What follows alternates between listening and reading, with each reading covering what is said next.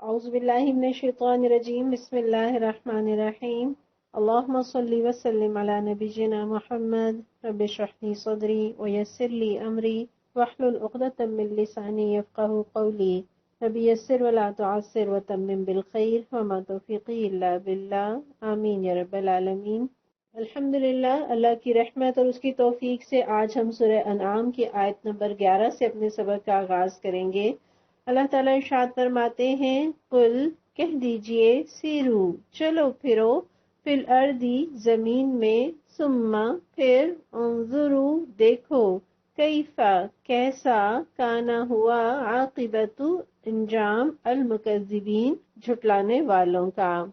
سورہ انعام مکہ کے بالکل آخری دور کی صورت ہے، جبکہ قرآن کا بیشتر حصہ نازل ہو چکا تھا اور اللہ تعالیٰ مشرکین مکہ کو کتنے ہی دلائل دے دے کر، کتنی ہی نشانیاں دکھا کر، کتنے ہی معجزے بتا کر اور کتنی ہی صورتیں اتار کر انہیں اسلام لانے اور مان جانے کی دعوت دیتے ہیں۔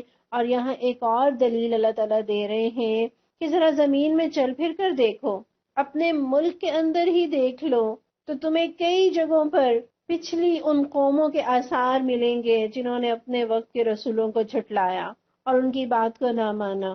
ان قوموں نے جب اپنے نبیوں کی دعوت کا مذاق اڑایا، نبیوں نے جب برے انجام سے ڈرایا، تو ان لوگوں نے ان کے اس ڈراوے کو خالی دھمکی سمجھا، لیکن جب وہ عذاب آ گیا تو ان کا تو بیڑا غرق ہو گیا۔ تو یہاں اللہ تعالیٰ زمین میں چلنے پھرنے کی دعوت دے رہے ہیں تاکہ پچھلی قوموں کے آثار سے عبرت حاصل کی جائے۔ گویا زمین بھی ایک کھلی کتاب کی طرح ہے جسے اگر عبرت کی نگاہ سے دیکھا جائے، غور و فکر کیا جائے تو بہت سی رہنمائی ملتی ہے۔ سورہ محمد میں بھی اللہ تعالیٰ فرماتے ہیں کہ افلم یسیروا فی الارض، کیا یہ لوگ زمین میں چلے پھرے نہیں، فینظروا کیف کان عاقبۃ الذین من قبلہم، تاکہ وہ دیکھتے کہ اللہ تعالیٰ نے ان لوگوں کا کیا انجام کیا جو ان سے پہلے گزر چکے۔ دمر اللہ علیہم، اللہ نے ان کا سب کچھ ان پر الٹ دیا۔ وَلِلْكَافِرِينَ أَمْثَالُهَا، اور ایسے نتائج ان کافروں کے لیے بھی مقدر ہیں۔ تو قرآن بار بار زمین میں چلنے پھرنے کا، سیر و سیاحت کا ذکر کرتا ہے، حکم دیتا ہے، لیکن یہ چلنا پھرنا، یہ سفر، یہ سیر، یہ سیاحت صرف انجوائمنٹ کے لیے نہیں بلکہ علمی مقاصد کے لیے، تاریخ سے نتائج اخذ کرنے کے لیے، تاکہ پچھلی قوموں کے تباہ شدہ محلات، ان کے باغات، ان کے قلعے، ان کے اجڑے ہوئے شہر دیکھ کر ہم اپنی اصلاح کریں اور ہمیں وہ برا دن نہ دیکھنا پڑے جو اللہ کی نافرمانی کی سزا میں انہیں دیکھنا پڑا تھا۔ اور اس نیت سے جو سیر و سیاحت کرے گا، جو سفر کرے گا، یقیناً اس کا یہ سفر کرنا عبادت بھی ہوگا اور باعث اجر بھی۔ علامہ قرطبی لکھتے ہیں کہ ایسا سفر مستحب ہے جو گزرے ہوئی امتوں اور اجڑے ہوئے شہروں کے آثار اور کھنڈرات دیکھ کر عبرت حاصل کرنے کے لیے کیا جائے۔ اور پچھلی قوموں کے کھنڈرات جہاں یہ بتاتے ہیں کہ ان کی کیسی پرتعیش زندگی تھی، وہ کتنے ترقی یافتہ تھے، وہ کتنے خوشحال اور کتنے زوراور تھے، اور اس ترقی کے ساتھ ساتھ ان کی تباہی اور بربادی، یہ ایک ایسی حقیقت تھی جس سے مشرکین مکہ انکار نہیں کر سکتے تھے۔ رسول اللہ صلی اللہ علیہ وسلم نے کئی مرتبہ دوران سفر ایسی جگہوں کی نشاندہی بھی کی اور صحابہ کو ان سے عبرت حاصل کرنے کی طرف توجہ بھی دلائی۔ اسی لیے آتا ہے کہ جب رسول اللہ صلی اللہ علیہ وسلم جنگ تبوک کے لیے تشریف لے جا رہے تھے تو راستے میں قوم صالح کے کھنڈرات سے گزرے، لیکن آپ صلی اللہ علیہ وسلم وہاں رکے نہیں، اگرچہ آپ نے حضرت صالح علیہ السلام کی طرف منسوب بعض چیزوں کی نشاندہی بھی کی اور یہ بھی فرمایا کہ دیکھو یہ ہے وہ کنواں جس سے حضرت صالح علیہ السلام کی اونٹنی پانی پیا کرتی تھی، لیکن مسلمانوں کو آپ صلی اللہ علیہ وسلم نے حکم دیا کہ یہاں سے جلدی گزرو، یہاں اللہ کا عذاب نازل ہو چکا ہے، اور اللہ سے پناہ مانگو کہ اے اللہ ہمیں ایسی صورتحال سے دوچار نہ کرنا کہ دنیا والوں کے لیے عبرت بن جائیں۔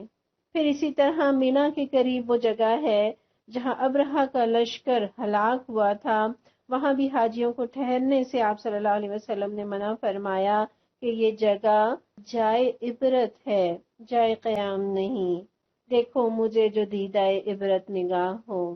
رسول اللہ صلی اللہ علیہ وسلم نے ایک مرتبہ فرمایا کہ مجھے میرے رب نے 9 باتوں کا حکم دیا ہے، اور ان 9 باتوں میں سے ایک بات آپ صلی اللہ علیہ وسلم نے یہ بتائی کہ میری نگاہ عبرت کی نگاہ ہو۔ اللہ تعالیٰ ہمیں بھی ایسی نگاہ عطا کرے، کیونکہ زندگی ایک ہی بار ملی ہے۔ ایسا نہیں ہے کہ اس بار ہم تجربہ کر لیں اور اگلی زندگی میں ہم اپنے آپ کو سنوار لیں۔ یہی زندگی ہے، یہی مہلت ہے۔ اگر یہ ختم ہو گئی اور ہم نے پچھلی قوموں کے تجربوں سے فائدہ نہیں اٹھایا اور اپنی زندگی کو تجربے کی نظر کر دیا تو نقصان اٹھائیں گے۔ پھر اس آیت میں سفر کی جو بات ہے اس کے حوالے سے دیکھ لیتے ہیں۔ ایک حدیث میں آتا ہے کہ ایک شخص نے رسول اللہ صلی اللہ علیہ وسلم سے اجازت مانگی کہ مجھے سیاحت کی اجازت مرحمت فرمائیں، تو نبی صلی اللہ علیہ وسلم نے فرمایا کہ بلا شبہ میری امت کی سیاحت جہاد فی سبیل اللہ ہے۔ اب یہاں سیاحت سے کیا مراد ہے؟ تو سیاحت کا عام مفہوم تو زمین میں چلنا پھرنا، گھومنا اور سفر کرنا ہی ہے، لیکن اس حدیث کی شرح میں علماء کہتے ہیں کہ یہاں سائل کا مقصد کیا تھا کہ میں دنیا کی لذتیں اور مصروفیتیں اور مشاغل اور ذمہ داریاں چھوڑ کر اپنے نفس پر قابو پانے کے لیے، عبادت کرنے کے لیے، غور و فکر کرنے کے لیے آبادیوں سے دور جنگلوں اور ویرانوں میں جا کر رہوں۔ تو نبی صلی اللہ علیہ وسلم نے رہنمائی فرما دی کہ دنیا کی لذتوں کو چھوڑنا ہی ہے تو اس کے لیے بہترین عمل جہاد ہے۔ اسی لیے امام ابو داؤد نے یہ والی حدیث کتاب الجہاد میں ذکر کی ہے۔ پھر یہاں سیاحت سے مراد محض سیر و سیاحت نہیں بلکہ عبادت کے لیے گھر بار چھوڑ کر نکل کھڑے ہونا ہے۔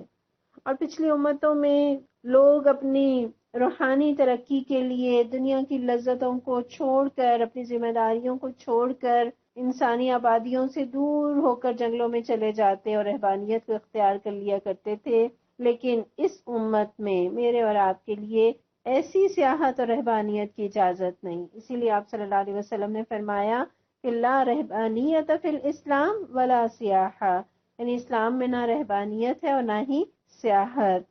پھر اسی طرح ایک اور حدیث میں آپ صلی اللہ علیہ وسلم نے فرمایا کہ ہر امت کے لیے سیاحت کا ایک طریقہ تھا، اور میری امت کی سیاحت جہاد فی سبیل اللہ ہے، اور ہر امت کی ایک رہبانیت تھی، جبکہ میری امت کی رہبانیت دشمن کے سامنے ڈٹ کر کھڑے ہو جانا ہے۔ گویا میرے اور آپ کے لیے سیاحت کا اطلاق کس بات پر ہوگا؟ جہاد پر، اور یہ جہاد سے مراد قتال بھی ہے، اور جہاد سے مراد غلبہ دین کے لیے یا ابلاغ دین کے لیے یا دین کا علم سیکھنے کے لیے گھروں سے نکلنا اور اس راستے میں محنت کرنا۔ اور سورہ توبہ میں بھی مومنوں کی صفات آئی ہیں، التائبون العابدون الحامدون السائحون الراکعون الساجدون، اور یہاں سائحون سے مراد سیاحت کرنے والے، یعنی اللہ کے دین کی خاطر زمین میں گردش کرنے والے۔ تو اس آیت میں میرے اور آپ کے لیے عمل کا اصول کیا ہے کہ ہم سفر کے لیے نکلیں تو اس سفر کو بامقصد بنائیں، اس سفر کو عبادت بنائیں۔ مومن کا تو کھانا پینا سونا تک عبادت ہوتا ہے، اور سفر تو ایک بڑی چیز ہے۔ تو سفر محض انٹرٹینمنٹ کا سفر نہ ہو بلکہ ہمارا ہر سفر عبادت بن جائے۔ اگر ہم کسی قبرستان سے گزریں یا کسی اجڑے ہوئے دیار سے گزریں تو دنیا کی بے ثباتی اور آخرت کی فکر لاحق ہو جائے۔ پھر اسی طرح خوبصورت مناظر دیکھیں، آبشاریں، چشمے، بہتا پانی اور سبزہ، تو رب کی قدرتوں پر یقین اور ایمان بھر جائے، دل سے سبحان اللہ نکلے۔ کئی بار جون جولائی کی سخت گرمی میں جب آپ پہاڑی علاقے کی طرف جاتے ہیں اور وہاں پہاڑوں پر برف جمی ہوئی ہوتی ہے، سبحان اللہ، یہ اللہ کی قدرت ہے۔ کہیں شدید گرمی ہے اور کہیں شدید سردی، تو یہ رب کی قدرت ہے۔ پھر اسی طرح سفر میں آپ نسبتاً فارغ ہوتے ہیں تو اپنا محاسبہ کرنا، غور و فکر کرنا، مطالعہ کرنا، اپنی زندگی اور اپنی ڈگر کے بارے میں سوچنا کہ کیا میں صحیح کر رہی ہوں، مجھے کیا کرنا چاہیے، میرے اندر کہاں کمی ہے، کہاں مجھے اصلاح کرنے کی ضرورت ہے۔ اور اپنے لیے آئندہ کے پلان بنائیں، اپنے ریلیشن شپ کو مضبوط کریں۔ یقیناً آپ سفر میں عام طور پر اپنے گھر والوں کے ساتھ ہوتے ہیں، تو میاں بیوی کا ریلیشن مضبوط ہو، اولاد کے ساتھ، خاندان کے ساتھ آپ کا تعلق مضبوط ہو، اور غور و فکر اور محاسبے کا موقع بھی ملے، تو اپنے ہر سفر کو عبادت بنا لیجئے۔ اور پھر کہیں موہنجو دڑو اور ہڑپا جیسی جگہوں سے گزر ہو یا قبرستان جانا ہو تو عبرت کی نگاہ سے ان جگہوں کو دیکھیں اور اپنے لیے رب سے دعا کریں کہ پروردگار کہ ہمیں لوگوں کے لیے عبرت نہ بنانا اور ہمارا خاتمہ ایمان پر کرنا۔ پھر آیت نمبر 12 دیکھیے، اللہ تعالیٰ فرماتے ہیں قُل لِمَن مَا فِی السَّمَاوَاتِ وَالْأَرْضِ، ان سے پوچھو کہ آسمان اور زمین میں جو کچھ ہے وہ کس کا ہے؟ قُل لِلَّهِ، کہہ دیجئے کہ سب کچھ اللہ ہی کا ہے۔ كَتَبَ عَلَى نَفْسِهِ الرَّحْمَةَ، اس نے رحم و کرم کا شیوا اپنے اوپر لازم کر لیا۔ لَيَجْمَعَنَّكُمْ إِلَى يَوْمِ الْقِيَامَةِ لَا رَيْبَ فِيهِ، اور وہ ضرور بضرور قیامت کے دن تم سب کو جمع کرے گا جس کے آنے میں کوئی شک اور کوئی شبہ نہیں۔ الَّذِينَ خَسِرُوا أَنفُسَهُمْ، مگر وہ لوگ کہ جنہوں نے اپنے آپ کو خسارے میں مبتلا کر لیا۔ فَهُمْ لَا يُؤْمِنُونَ، بس وہ نہیں مانتے۔ پچھلی آیت میں اگر اللہ تعالیٰ نے سیاحت کے ذریعے غور و فکر کی دعوت دی تو یہاں کائنات میں غور و فکر کی دعوت اللہ تعالیٰ دے رہے ہیں، اور یہاں ایک سوال کیا جا رہا ہے کہ ان سے پوچھو کہ آسمان اور زمین کس کا ہے۔ اور ہم یہ جانتے ہیں کہ سوال ہمیشہ اس مقصد کے لیے نہیں ہوا کرتا کہ پوچھنے والے کو ایک بات معلوم نہیں ہے اور وہ کسی اور سے سوال کر کے اس کا جواب یا اس کے متعلق انفارمیشن لینا چاہ رہا ہے۔ یقیناً اس مقصد کے لیے بھی سوال کیا جاتا ہے، لیکن یہاں سوال اس مقصد کے لیے نہیں ہے، بلکہ سوال کرنے کا یہاں مقصد انہیں سوچنے پر مجبور کرنا ہے۔ وہ جس نقطے پر غور نہیں کر رہے اس نقطے پر توجہ دلانا مقصود ہے، ان کے سوئے ہوئے شعور کو بیدار کرنا مقصود ہے، یا انہیں ڈانٹنا مقصود ہے کہ تمہیں معلوم ہے کہ آسمان اور زمین کس کا ہے، اس کے اندر جو کچھ ہے اس کا مالک کون ہے، جانتے بھی ہو۔ پھر آپ دیکھتے ہیں کہ بعض اوقات لوگ ایک سوال کا جواب نہیں دیتے، اور وہ کیوں نہیں دیتے؟ بعض اوقات تو اس لیے نہیں دیتے کہ انہیں معلوم نہیں ہوتا، لیکن یہاں معاملہ یہ نہیں ہے۔ وہ لوگ یہ جانتے تھے کہ آسمان اور زمین کا خالق صرف اور صرف اللہ ہے۔ ان کا ہرگز یہ عقیدہ نہیں تھا کہ ان کے بتوں نے زمین اور آسمان کو بنایا ہے یا ان کے بت زمین اور آسمان کے مالک ہیں۔ وہ یہ جانتے تھے کہ آسمان اور زمین کا خالق اور مالک صرف اور صرف اللہ ہے، لیکن یہاں اللہ تعالیٰ سوال کرنے کے بعد خود ہی جواب دے رہے ہیں۔ کیوں؟ اس لیے کہ شاید مشرکین مکہ اس سوال کا جواب دینا ہی نہیں چاہتے، یہ سوال کے جواب میں وہ خاموش ہیں۔ اور وہ کیوں خاموش ہیں؟ اس لیے کہ ان کا عقیدہ تو یہی تھا کہ اللہ آسمان اور زمین کا خالق اور مالک ہے، لیکن ان کا عمل اس کے بالکل خلاف تھا۔ اور اگر وہ اس بات کا اقرار کرتے ہیں کہ آسمان اور زمین کا خالق اور مالک اللہ ہے تو یہ اقرار ان کے اپنے عمل کے خلاف پڑتا تھا، اور اگر وہ انکار کرتے ہیں تو یہ بات ان کے عقیدے کے خلاف تھی۔ لہٰذا انہوں نے جواب دینے کی بجائے خاموشی اختیار کی، تو اللہ تعالیٰ نے خود ہی اس کا جواب دے دیا، اور جواب بھی ایسا تھا کہ جو ان کے نزدیک بھی بالکل درست تھا۔ قُلِ اللَّهِ، کہہ دیجئے کہ اللہ ہی آسمان اور زمین کا اور اس کی ہر چیز کا مالک ہے۔ پھر آپ سوچئے کہ آسمان اور زمین، ساری کائنات کس کی ہے؟ صرف اللہ کی۔ یعنی جب سب اس کا ہے، کچھ بھی میرا نہیں ہے، گویا میں کچھ بھی نہیں ہوں، یہ عقیدہ تکبر مٹا دیتا ہے، اور ہر عبادت مجھے اور آپ کو تکبر کی نفی ہی تو سکھاتی ہے۔ اللہ مجھے اور آپ کو اپنی زندگیوں سے کھرچ کھرچ کے تکبر کو نکال دینے والا بنا دے۔ مال کا تکبر، نیکیوں کا تکبر، عبادت کا تکبر، یہ تکبر جنت کی سب سے بڑی رکاوٹ ہے۔ پھر جب سب کچھ اس کا ہے تو مرغوبیت تو بنتی ہے نا۔ کوئی بہت بڑا پلازا ہو، کوئی بہت بڑی بلڈنگ ہو، یا کوئی خوبصورت بستی ہو، اور ہمیں پتہ چلے کہ یہ فلاں شخص کی ہے، تو کہتے ہیں واہ۔ اور بڑی بلڈنگ اور بڑی بستی تو دور کی بات، ہم کسی کا ذرا اچھا گھر، اچھی گاڑی، اچھا لباس دیکھتے ہیں تو اس سے مرعوب ہو جاتے ہیں۔ تو وہ رب جو ساری کائنات کا مالک ہے، سارے خزانے اسی کے ہیں، تو اس سے مرعوب کیوں نہ ہوں۔ پھر جب سب کچھ اس کا ہے تو گویا میرے پاس بھی جو کچھ ہے وہ اسی کا ہے، اور اگر وہ ان چیزوں میں سے کوئی چیز واپس لے لے تو رویہ کیا ہونا چاہیے؟ اللہ سے گلہ نہیں کرنا، اللہ سے شکوہ نہیں کرنا، بلکہ اس کا شکر ادا کرنا ہے کہ اس نے کچھ عرصے کے لیے ہمیں وہ چیز برتنے اور استعمال کرنے اور انجوائے کرنے کے لیے دی۔ بہت سو کو تو وہ چیز کبھی ملی بھی نہیں۔ پھر یہ تصور کہ سب کچھ اس کا ہے، اس کا مطلب یہ ہے کہ جس کی چیز تو مرضی بھی اسی کی چلے گی، اسی کے بتائے ہوئے طریقے کے مطابق استعمال کریں گے، خواہ وہ صلاحیتیں ہوں اور خواہ وہ مال ہو اور خواہ وہ طریقہ زندگی ہو۔ پھر جب سب کچھ اس کا ہے، یہ صحت، یہ مال، یہ صلاحیتیں جس کی ہیں اس کی راہ میں نہ لگیں اور باقی ہر جگہ کھپ رہی ہوں، ہر جگہ لگ رہی ہوں، تو یہ کیسی بات ہے؟ اللہ تعالیٰ ہمیں یہ زندگی، یہ صلاحیتیں اور یہ مال دین کے رستے میں لگانے کی توفیق دے دے، رب کے رستے میں لگانے کی توفیق دے دے۔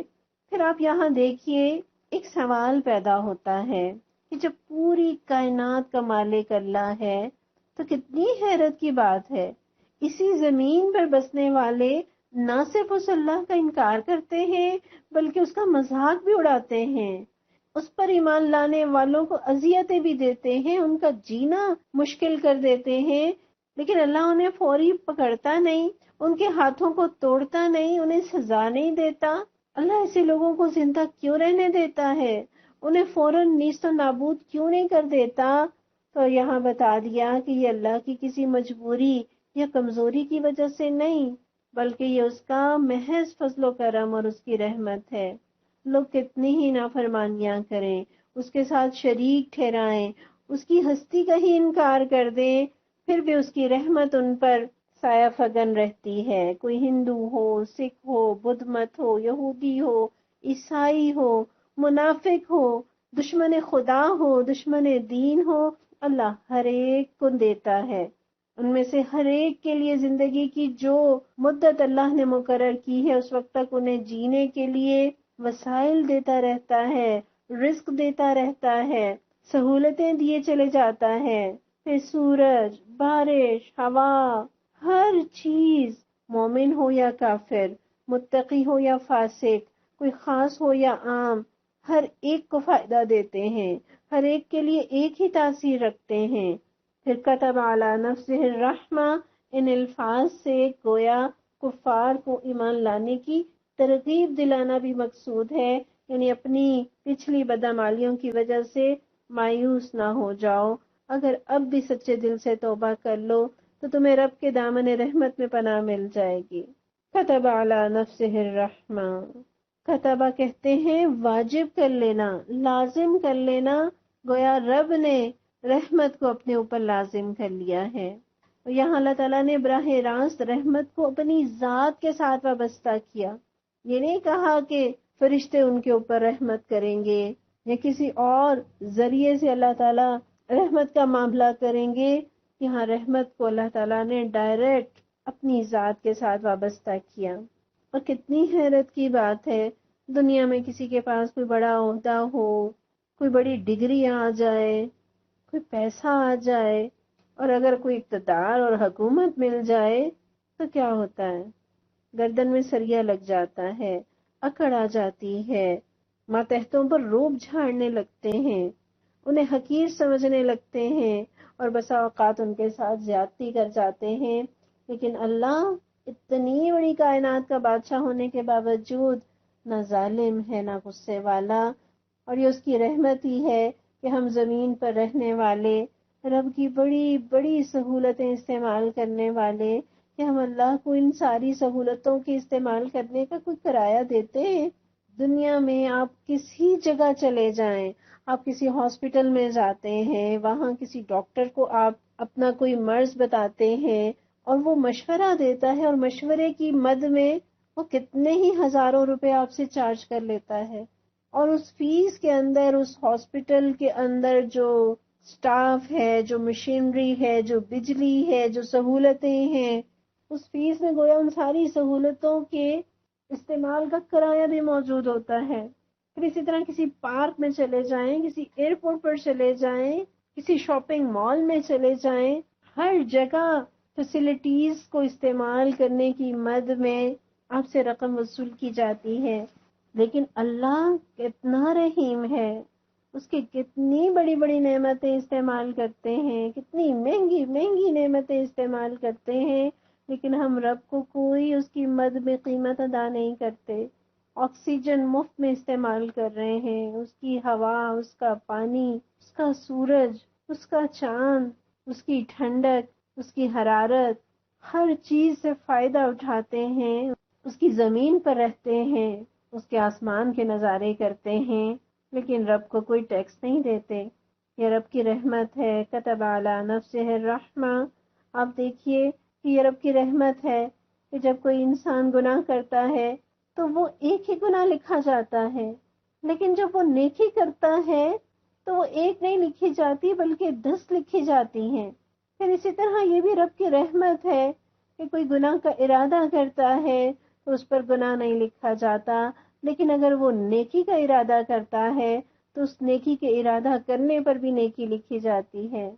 پھر آپ اپنی زندگی کا جائزہ لیں کہ کیا آپ صحت میں زیادہ رہے یا بیمار زیادہ رہے. الحمدللہ بیمار تو کبھی کبھی ہوئے، عام طور پر تو ہم صحت کو ہی انجوائے کرتے رہے. پھر اسی طرح دیکھیے کہ کب آپ کی زندگی میں کوئی حادثہ ہوا.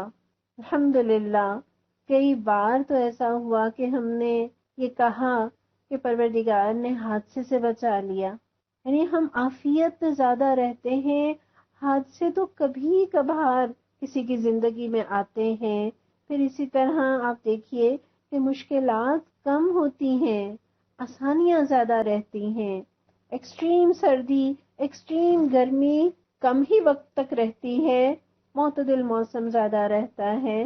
پھر اسی طرح ہدایت اس کی رحمت، رسول اکرم صلی اللہ علیہ وسلم کا محبت اور شفقت کے ساتھ دین کا سکھانا، رحمت للعالمین، اللہ کی بہت بڑی رحمت. پھر آسان دین کا ملنا، معتدل دین کا ملنا، ایک خوبصورت اور متوازن دین کا ملنا، یہ رب کی کتنی بڑی رحمت ہے.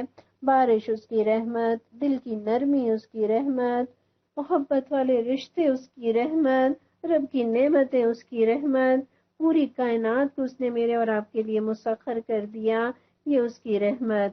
حتیٰ کہ غم اور بیماری بھی اس کی رحمت پانے کا ذریعہ ہوتے ہیں. بظاہر بیماریاں اور غم انسان کو مصیبت لگتے ہیں، لیکن اگر اس حال میں بھی وہ اپنے رب کا شکر ادا کرتا ہے، رب سے شکوہ نہیں کرتا، اس کی فرما برداری کرتا ہے، رب کی طرف رجوع کرتا ہے، تو یہ غم اور بیماریاں اس کے گناہوں کے جھڑنے اور اس کے درجات کی بلندی کا ذریعہ بن جاتے ہیں. گویا یہ مصیبتیں بھی رب کی رحمت لیے ہوئے ہوتی ہیں. پھر اس کی جنت، اس کی رحمت، اللہ تعالیٰ ہمیں دنیا میں اس کی رحمتوں سے فائدہ پانے والا اور آخرت میں اس کی رحمت یعنی جنت پانے والا بنا دے. پھر یہ اس کی رحمت ہی تو ہے کہ اس نے مجھے اور آپ کو دنیا میں مہلت دی ہے. وہ مجھے اور آپ کو گناہوں پر فوراً نہیں پکڑتا، وقت دیتا ہے، پلٹنے کا موقع دیتا ہے. حضرت خالد بن ولید رضی اللہ عنہ کے بارے میں آتا ہے کہ وہ نبی صلی اللہ علیہ وسلم کے اعلان نبوت سے 19 سال بعد اسلام قبول کرتے ہیں. وہ اللہ نے انہیں 19 سال تک مہلت دی نا، انہیں پلٹنے کا موقع دیا. تو یہ رب کی رحمت ہے کہ وہ انسانوں کو مہلت دیتا ہے. پھر یہ اس کی رحمت ہے کہ وہ خطاؤں اور گناہوں سے توبہ کرنے والوں کو معاف کر دیتا ہے. بڑے سے بڑے گناہگار کو بھی رب اپنی طرف آنے پر کبھی تانا نہیں دیتا، بلکہ خوشی کے ساتھ اسے اپنے دامن رحمت میں لے لیتا ہے. رسول اللہ صلی اللہ علیہ وسلم فرماتے ہیں کہ جب اللہ نے مخلوق کو پیدا کیا تو اس نے اپنے پاس کتاب میں جو اس کے پاس عرش پر ہے اپنے متعلق لکھ دیا کہ میری رحمت میرے غضب پر غالب ہے. تو یہ ہے رب، یہ ہے اس کی پہچان، یہ ہے اس کا تعارف کہ اس کی رحمت بڑی وسیع ہے. یا حی یا قیوم برحمتک استغیث.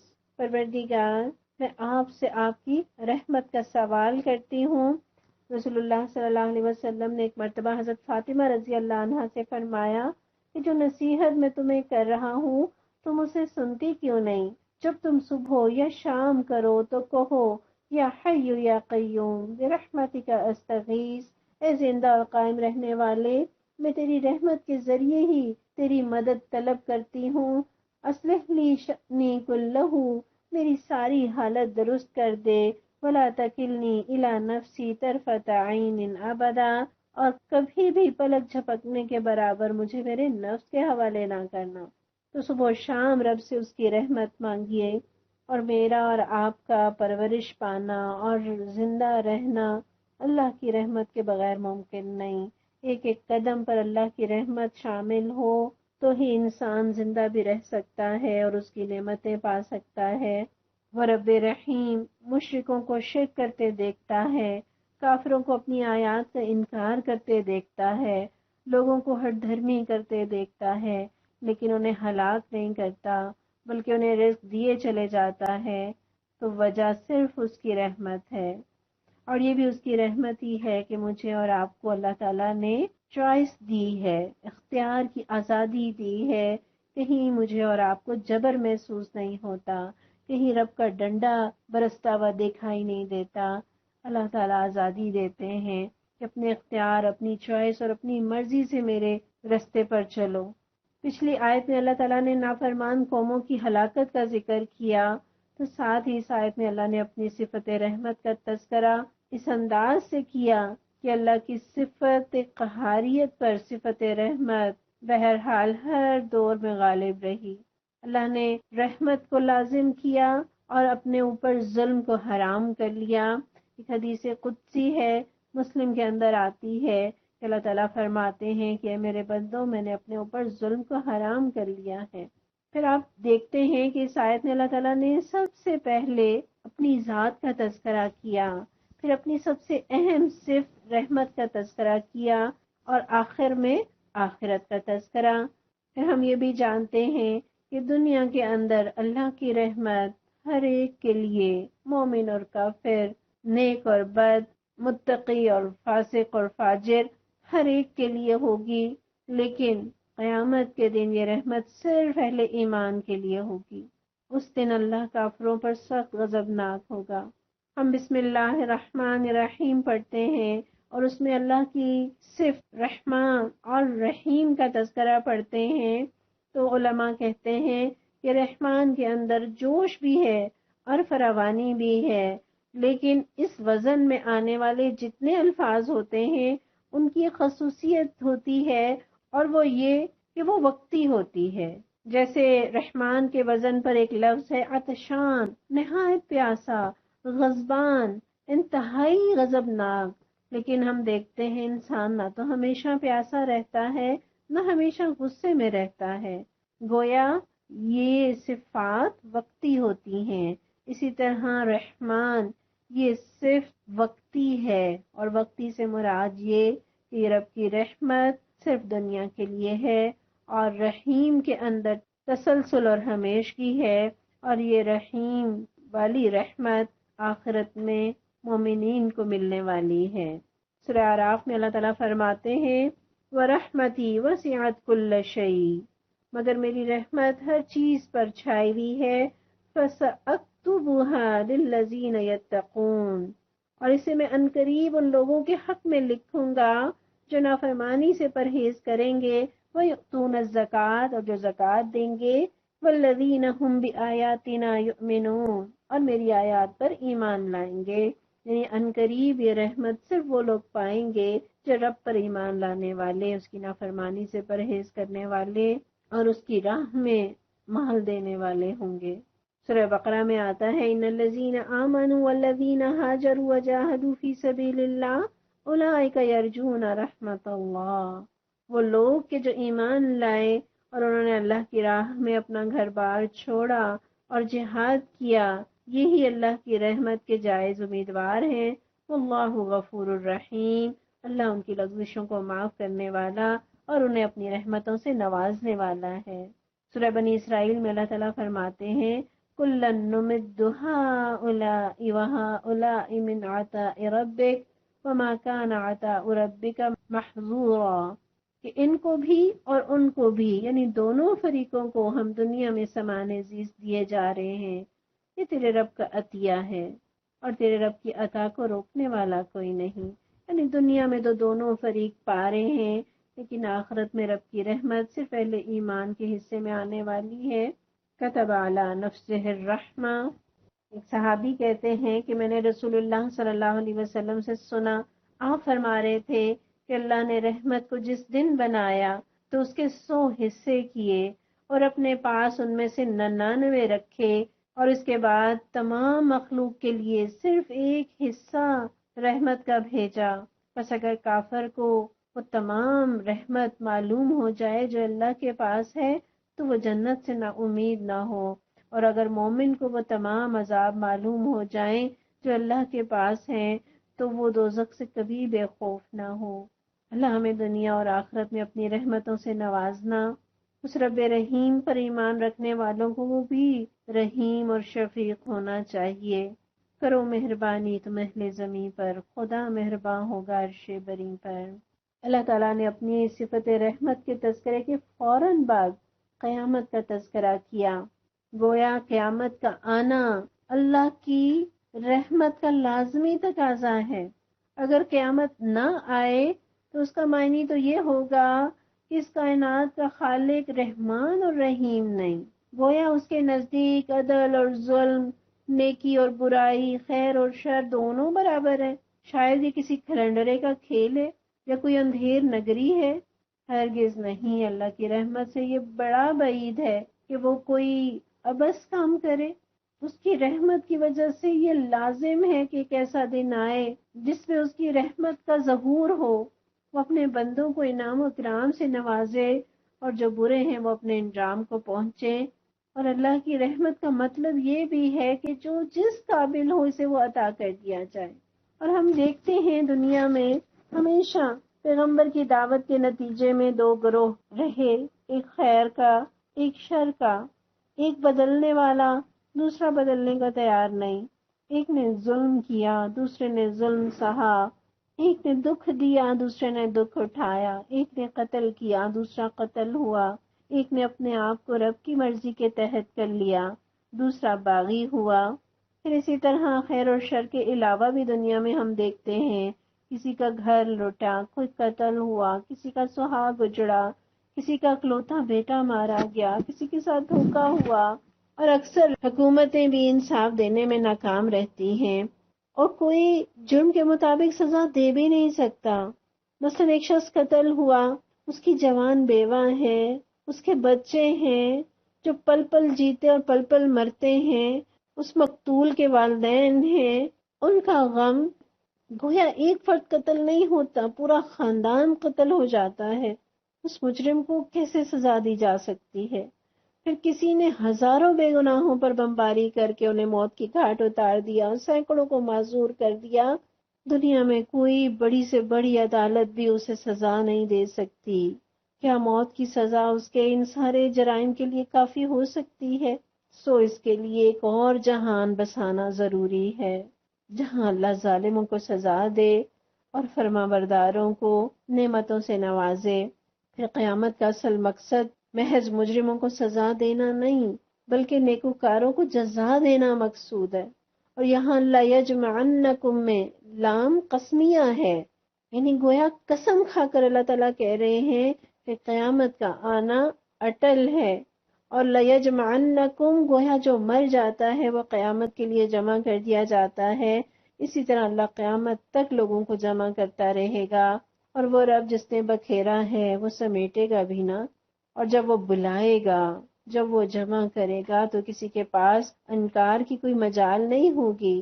اور کیسے رب کے حضور حاضر ہونا ہے تنہا، اور اس دن رب اور بندے کے درمیان کوئی حجاب بھی نہیں ہوگا، کوئی رشتہ دار پاس نہیں، کوئی بچانے والا نہیں، کوئی مددگار نہیں، اکیلے اکیلے رب کے حضور حاضر ہوں گے۔ رسول اللہ صلی اللہ علیہ وسلم فرماتے ہیں تم میں سے ہر شخص سے اللہ براہ راست گفتگو کرے گا، یعنی اس سے براہ راست حساب لے گا، اور وہاں نہ تو اس کا کوئی سفارشی ہوگا نہ کوئی اوٹ ہوگی جو اسے چھپا لے۔ یہ شخص اپنے دائیں جانب دیکھے گا تو سوائے اپنے اعمال کے اور کچھ دکھائی نہیں دے گا۔ پھر سامنے کی طرف نظر دوڑائے گا تو دوزخ اپنی پوری ہولناکیوں کے ساتھ دیکھے گا۔ پھر بائیں طرف دیکھے گا تو ادھر بھی سوائے اپنے اعمال کے کچھ اور دکھائی نہیں دے گا۔ آپ صلی اللہ علیہ وسلم نے فرمایا، اے لوگوں، آگ سے بچنے کی فکر کرو، خواہ کھجور کا آدھا ٹکڑا دے کر ہی صحیح۔ لَيَجْمَعَنَّكُمْ إِلَىٰ يَوْمِ الْقِيَامَةِ، یہ قیامت کا لفظ قیام سے ہے، یعنی گویا قیامت کا مطلب یہ ہے کہ سب کھڑے ہوں گے، کوئی لیٹا کوئی بیٹھا نہیں رہ جائے گا۔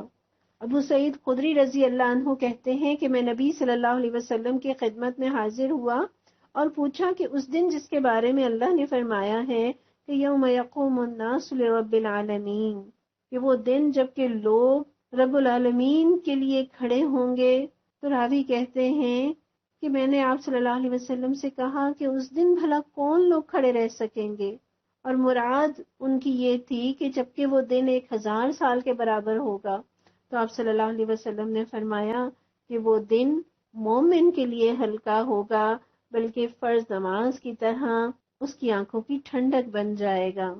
یعنی اس دن کی سختی مجرموں اور باغیوں کے لیے ہے، انہیں وہ 1000 برس کا معلوم ہوگا۔ جس طرح کسی مصیبت میں گرفتار آدمی کا دن لمبا ہوتا ہے اور کاٹے نہیں کٹتا، لیکن مومن کے لیے وہ دن راحت اور خوشی کا دن ہوگا۔ اللہم اجعلنا منہم۔ اور قیامت کے لفظ سے یہ بھی مراد ہے، اس دن میزان اور ترازو قائم کر دیا جائے گا اور اعمال تولے جائیں گے۔ اللہ اس دن اپنی رحمت سے ہماری نیکیوں کے پلڑے کو بھاری کر دینا۔ پھر آیت کے آخر میں اللہ تعالیٰ فرماتے ہیں، الذین خسروا انفسهم فهم لا یؤمنون، یعنی وہ لوگ کہ جنہوں نے اپنے آپ کو خسارے میں ڈال دیا، وہی ماننے کو تیار نہیں۔ اور یہاں خسارے سے مراد یہ بھی ہے کہ انہوں نے وہ قیمتی صلاحیت ضائع کر دی جو اللہ تعالیٰ نے حق اور باطل میں فرق کرنے کے لیے اپنے بندوں کو عطا کی۔ ہر انسان کے اندر اللہ نے فطرت کے اندر رب کی پہچان رکھی ہے، اور فطرت گولڈ کی طرح ہے، سونے کی طرح ہے کہ جتنی بھی مٹی میں مل جائے، اگر اسے آگ پر تپائیں سونا کھرا ہو کر نکلتا ہے۔ اسی طرح فطرت میں کیسی ہی ملاوٹ ہو جائے، توبہ اور اصلاح اسے پھر سے سونا بنا دیتی ہے، لیکن رب کی طرف نہ پلٹنے والے اپنی سونے جیسی صلاحیتوں کو برباد کر لیتے ہیں۔ اور یہاں خسارے سے مراد نقصان، اصل نقصان اللہ نے بتا دیا کہ وہ اصل نقصان آخرت کا نقصان ہے، وہ اصل نقصان دین کا نقصان ہے، قیامت کا نقصان ہے۔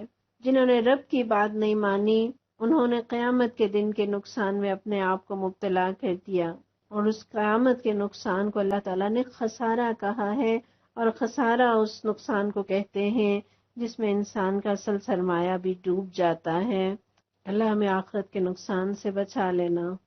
پھر آیت نمبر 13 دیکھیے، وَلَهُ، اور اسی کے لیے ہے، مَا سَكَنَ فِي اللَّيْلِ وَالنَّهَارِ، جو ٹھہرا ہوا ہے رات میں اور دن میں، وَهُوَ السَّمِيعُ الْعَلِيمُ، اور وہی سب کچھ سننے والا اور جاننے والا ہے۔ یہاں یہ جو لفظ سکنا آیا ہے، اس سے ملتا جلتا لفظ ہم اردو میں استعمال کرتے ہیں، مسکن، سکونت۔ تو گویا ایک معنی سکنا کے یہ ہے کہ جو کچھ بھی رات اور دن میں بس رہا ہے، جو کچھ بھی رات اور دن میں ٹھہرا ہوا ہے، اس کا مالک اللہ ہے۔ کوئی چیز اس کی نگاہوں سے اوجھل نہیں، کوئی چیز اس کی اجازت کے بغیر سرک نہیں سکتی۔ رات کی تاریکی ہو یا دن کی روشنی ہو، رب کے لیے وہ دونوں چیزیں، دونوں باتیں یکساں ہیں۔ ہر چیز جو رات میں ہے، خواہ وہ نیند ہے، خواہ وہ تاریکی ہے، خواہ وہ خاموشی ہے، اس کا مالک اللہ ہے۔ کتنے ہی کام ہوتے ہیں جن کے لیے تاریکی چاہیے، اور کتنے ہی کام ایسے ہیں جن کے لیے دن کی روشنی چاہیے۔ تو دن اور رات میں جو کچھ ہے، پروردگار اس کا مالک ہے۔ پھر سکنا سے مراد سکون، یعنی وہ چیز جو حرکت کی ضد ہے، وہ بھی مراد ہو سکتی ہے، یعنی رات کا سکون۔ اور علماء کہتے ہیں یہاں تحرک کا لفظ پوشیدہ ہے، یعنی جب رات کا اپوزٹ نہار بتایا، لیکن سکون کا اپوزٹ اللہ تعالیٰ نے ذکر نہیں کیا، لیکن وہ ان الفاظ میں پوشیدہ ہے، یعنی رات کا سکون اور دن کا تحرک، ہر چیز اللہ کے اختیار میں ہے۔ اور جب ہم کہتے ہیں نا کہ رات دن اس کا ہے، تو گویا دن رات وہ نگرانی کر رہا ہے، 24 گھنٹے یعنی ہر وقت وہ نگران ہے۔ دن اور رات اللہ کی بہت بڑی نشانیاں ہیں۔ سورہ فرقان میں اللہ تعالیٰ فرماتے ہیں وَهُوَ الَّذِي جَعَلَ لَكُمُ اللَّيْلَ لِبَاسًا وَالنَّوْمَ سُبَاتًا وَجَعَلَ النَّهَارَ نُشُورًا، کہ وہ اللہ ہی ہے جس نے رات کو تمہارے لیے لباس اور نیند کو سکون موت اور دن کو جی اٹھنے کا وقت بنایا۔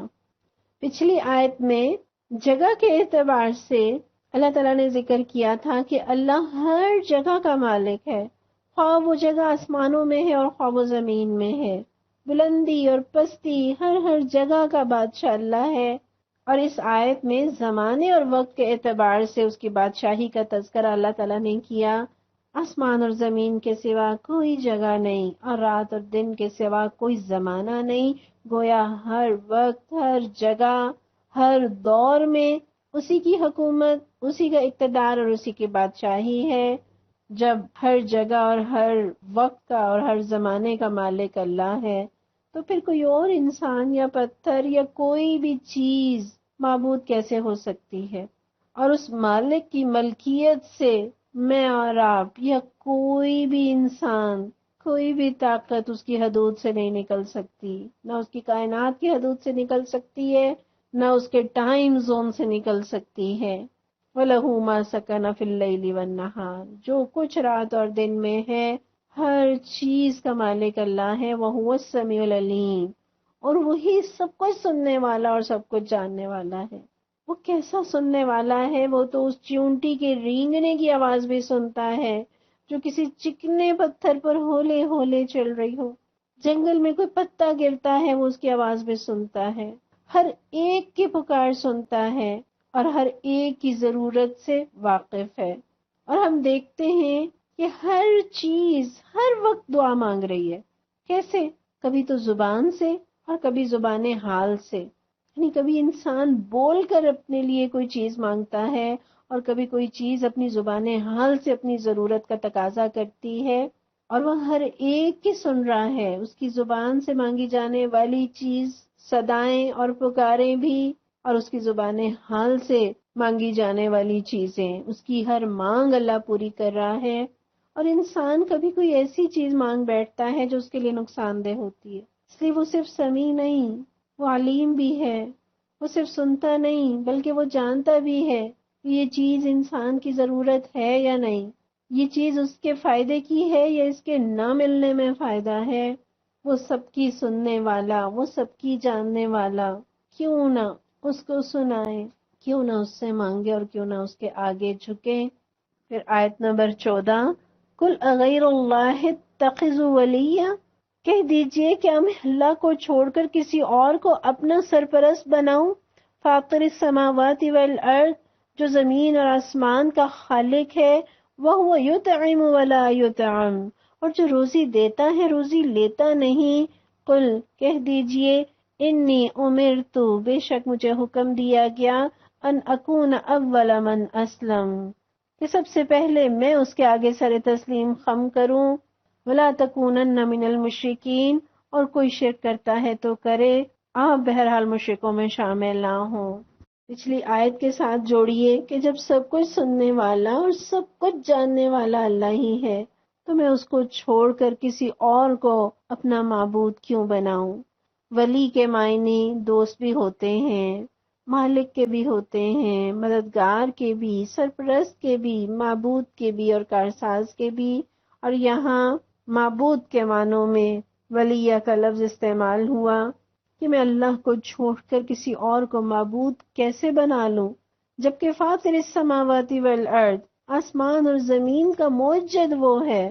اور فاطر کہتے ہیں بغیر کسی مادے کے، بغیر کسی نمونے کے، بغیر کسی مثال کے، بغیر کسی خام مال کے کسی چیز کو بنانے والا، محض اپنے ارادے سے اللہ تعالیٰ نے اس کائنات کو تخلیق کیا۔ فاطر السماوات والارض، یعنی زمین اور آسمان کا محض وہ خالق ہی نہیں، محض وہ مالک ہی نہیں، بلکہ اسے باقی رکھنے والا، اسے چلانے والا بھی وہی ہے باقی سب اسی کا دیا ہوا کھاتے ہیں اور ہر لحاظ سے اس کے محتاج ہیں۔ اس ایک جملے سے مشرکین نے جتنے اللہ کے سوا معبود بنا رکھے ہیں ان سب کی نفی ہو جاتی ہے، یعنی اللہ ہی الہ ہے، اور اللہ کے الہ ہونے کی سب سے بڑی دلیل تو یہ ہے کہ ساری کائنات کو اس نے پیدا کیا، اور اس کائنات کی تخلیق میں کسی اور کا ذرہ برابر حصہ نہیں۔ اور دوسرا، اللہ کے الہ ہونے کی دلیل یہ ہے کہ وہ سب کو کھلاتا ہے لیکن خود کسی سے کچھ نہیں لیتا، اپنی ساری مخلوق کو رزق دیتا ہے لیکن ان کا محتاج نہیں ہے۔ اور اس سے یہ بات سمجھ میں آتی ہے کہ جو کھانا کھاتا ہے وہ کبھی الہ نہیں ہو سکتا۔ جس طرح قرآن میں حضرت عیسیٰ اور حضرت مریم علیہ السلام کا اللہ تعالیٰ تذکرہ کرتے ہیں کہ وہ دونوں کھانا کھاتے تھے، یعنی وہ دونوں الہ ہو ہی نہیں سکتے کیونکہ وہ کھانے کے محتاج تھے، جبکہ اللہ کھانے کا محتاج نہیں۔ اور اس کا ایک مطلب یہ بھی ہے کہ اللہ کے سوا باقی سب کھانے تک کے لیے اس کے محتاج ہے، یعنی کھانا اور پینا کسی بھی انسان اور کسی بھی مخلوق کی بنیادی ضرورت ہے، منیمم ریکوائرمنٹ ہے۔ اور اس بنیادی ضرورت کے لیے بھی جو مخلوق محتاج ہو تو وہ بڑی بڑی چیزوں کے لیے کیسے محتاج نہ ہو، اور جو محتاج ہو وہ الہ نہیں ہو سکتا۔ تو یہاں اللہ تعالیٰ نے اپنی الوہیت کی طرف اشارہ کر دیا اور مشرکین کے بتوں پر ایک لطیف سا طنز بھی کر دیا کہ تم تو اپنے بتوں پر چڑھاوے چڑھاتے ہو، انہیں نظریں اور نیازیں دیتے ہو، کہیں جانور چڑھائے جاتے ہیں، کہیں دیگیں چڑھائی جاتی ہیں، کہیں دودھ چڑھایا جاتا ہے، لیکن وہ رب کھلاتا ہے مگر کھاتا نہیں ہے۔ یعنی مشرکین نے جتنے بھی خدا بنا رکھے تھے وہ اپنے ان عبادت کرنے والوں اور پوجا کرنے والوں کو رزق دینے کی بجائے الٹا ان سے رزق لیتے ہیں۔ اور کوئی بڑے سے بڑا بادشاہ کیوں نہ ہو، وہ اپنی بادشاہت اور اپنا اقتدار جما ہی نہیں سکتا جب تک عوام اسے ٹیکس اور نذرانے نہ دے۔ کوئی بڑی سے بڑی سپر پاور اور بڑی فلاحی ریاست کیوں نہ ہو، ٹیکسوں کے بل پر چل رہی ہوتی ہے۔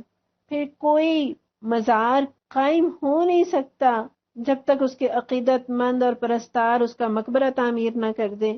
کسی دیوتا کا مندر سج ہی نہیں سکتا جب تک اس کے پجاری اس کا مجسمہ بنا کر مندر میں نصب نہ کر دے۔ گویا یہ سارے مصنوعی الہ بیچارے خود محتاج ہیں، صرف ایک اللہ کی ذات ہے جو صرف اپنے بل بوتے پر قائم ہے، وہ کسی کی محتاج نہیں، سب اس کے محتاج ہیں، لہٰذا اس کے آگے جھک جانا چاہیے۔ اور جو کھلاتا ہے، اور صرف کھلاتا نہیں بلکہ وہی کھلاتا ہے، کوئی اور نہیں کھلا سکتا، ایسے کھلانے والے کی نافرمانی تو یقیناً نمک حرامی کہلائے گی۔ پھر کوئی کہہ سکتا ہے کہ ہم بھی تو اللہ کی راہ میں مال دیتے ہیں، قربانی کے جانور پیش کرتے ہیں، لیکن آپ دیکھ لیجئے ایک اللہ کو ماننے والا جب اللہ کی راہ میں دیتا ہے، جو کچھ بھی وہ دیتا ہے وہ اللہ کو نہیں پہنچتا بلکہ وہ اللہ کے بندوں ہی کو پہنچتا ہے۔ آپ قربانی کے جانور کو دیکھ لیجئے، جب آپ جانور قربان کرتے ہیں تو اس کا گوشت کون کھاتا ہے؟ لَن يَنَالَ اللَّهَ لُحُومُهَا وَلَا دِمَاؤُهَا، اللہ کو اس کا گوشت اور اس کا خون نہیں پہنچتا۔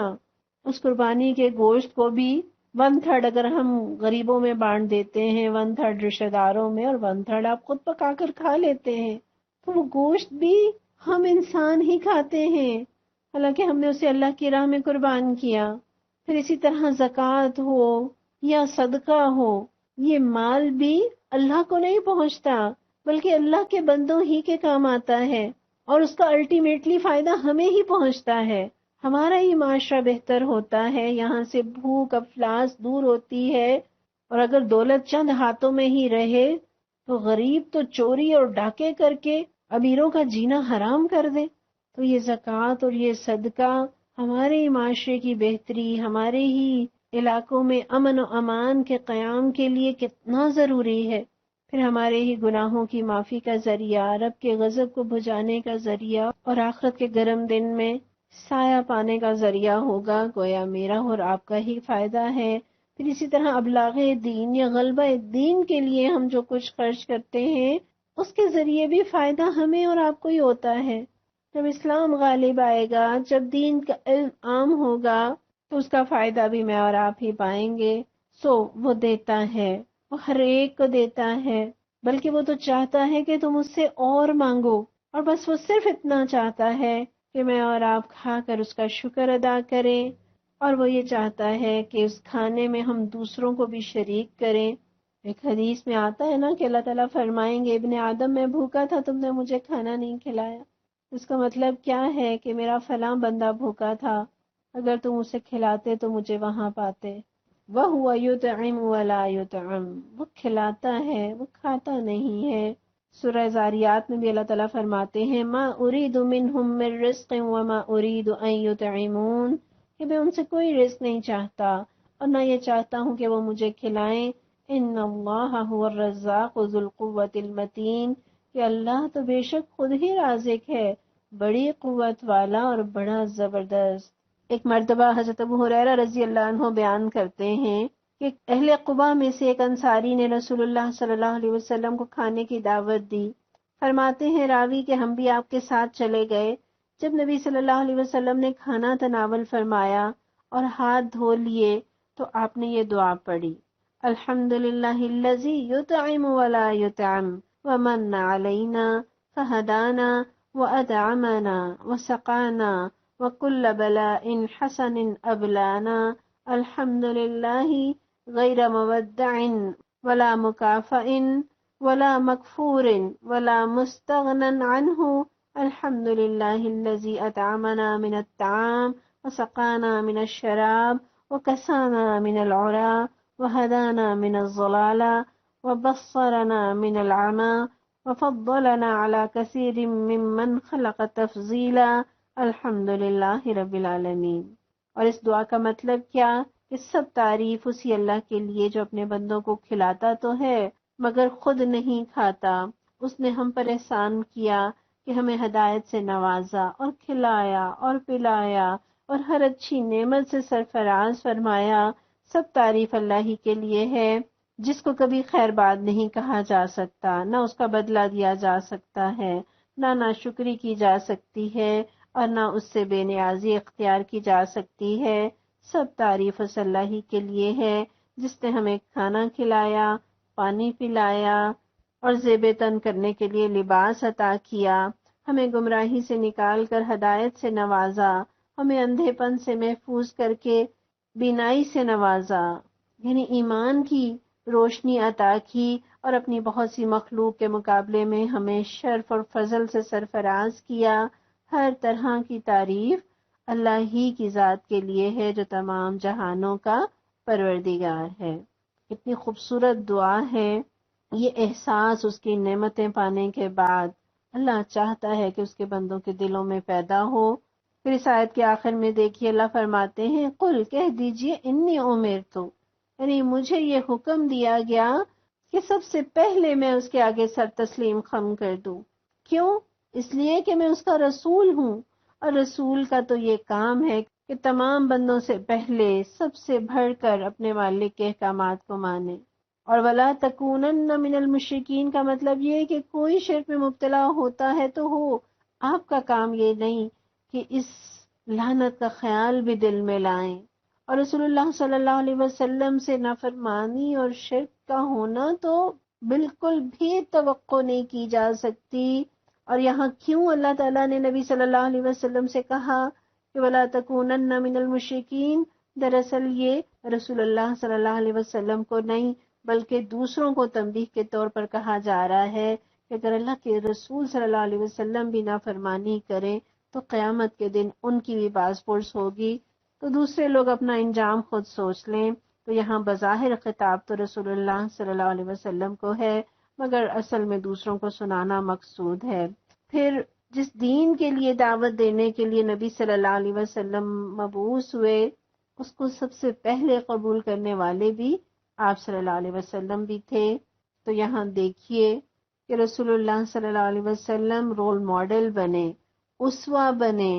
ان کا یہ عزم کہ کوئی میرا ساتھ دے یا نہ دے میں تو اسی راہ پر چلوں گا، دنیا نہ مانے لیکن میں رب کی اطاعت اور فرما برداری ہی کروں گا۔ تو نبی صلی اللہ علیہ وسلم نے تو اس عزم کا اظہار کیا، اور نہ صرف عزم کا اظہار کیا بلکہ رول ماڈل بن کر دکھا دیا۔ تو وہ نبی صلی اللہ علیہ وسلم جو امت کے لیے، جو دنیا کے لوگوں کے لیے اسوہ حسنہ ہیں، تو نبی صلی اللہ علیہ وسلم کے ماننے والوں کو بھی کیسا ہونا چاہیے؟ ان کو بھی دنیا والوں کے لیے نمونہ اور رول ماڈل ہونا چاہیے۔ اللہ تعالیٰ نے تو یہ دعا سکھائی ہے کہ وَجَعَلْنَا لِلْمُتَّقِينَ إِمَامًا، کہ مجھے اور آپ کو صرف متقی نہیں بننا بلکہ لوگوں کے لیے رول ماڈل بھی بننا ہے۔ اور دعوت میں تاثیر بھی تبھی پیدا ہوتی ہے جب بلانے والے کا اپنا عمل بھی دعوت کے مطابق ہو۔ نبی صلی اللہ علیہ وسلم نے تو امت کو جس بات کا حکم دیا خود اس سے بڑھ کر اس پر عمل کیا۔ مثلا امت کو 5 نمازیں پڑھنے کا حکم دیا، لیکن اپنے لیے 6 نمازیں، تہجد کی نماز بھی ان کے لیے فرض تھی۔ امت کو زکوٰۃ کا حکم دیا، اور زکوٰۃ کے بعد باقی مال کو امت کے لیے جائز اور پاکیزہ قرار دیا، لیکن اپنے لیے مال کو ایک رات بھی گھر میں رکھنا پسند نہ فرمایا۔